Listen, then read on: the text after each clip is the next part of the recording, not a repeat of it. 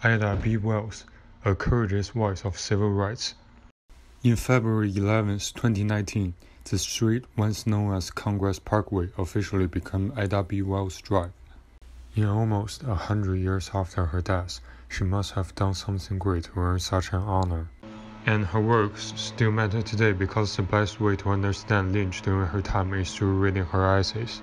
Ida-B-Wells was born into slavery in Holy Springs, Mississippi on July 16, 1862. She was freed by the Emancipation Proclamation during the American Civil War. In 1889, a black proprietor named Thomas Moss opened the People's Grocery in South Memphis. Moss's store did well and competed with a white-owned grocery store across the street, owned by Barrett. Wells was close to Moss, having stood as godmother to his child.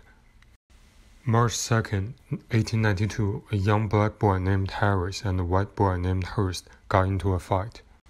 The father of Hurst intervened and began to thrash Harris. The People's Grocery employees William and Calvin saw the fight and rushed outside to defend Harris from the adult Hurst. The white grocer Barrett returned the following day to the People's Grocery looking for William and Calvin.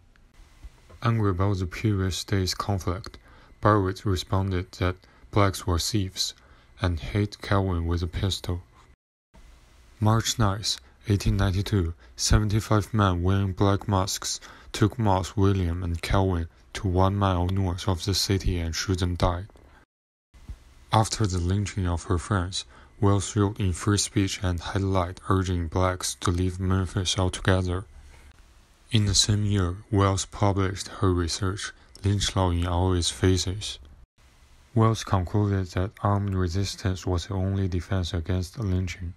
After moving to Chicago in 1894, Wells dived into the work of community building. She offered a black settlement house which offered housing and social services to African Americans migrating from the South. Wells died of uremia in Chicago on March 1931 at the age of 68. She was buried in the Oakwood Cemetery in Chicago.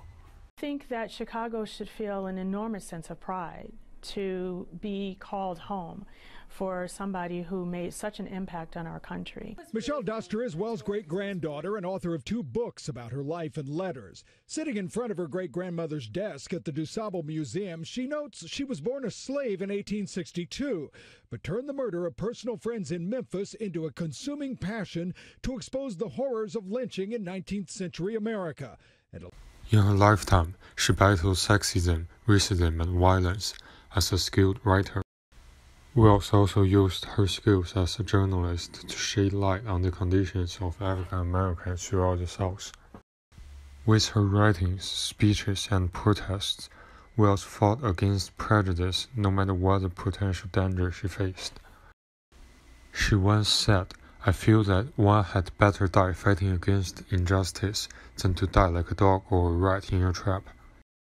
Had Wells been able to see the future, she might have been able to appreciate how much she influenced the civil rights movement with her own fearless battles against discrimination decades earlier.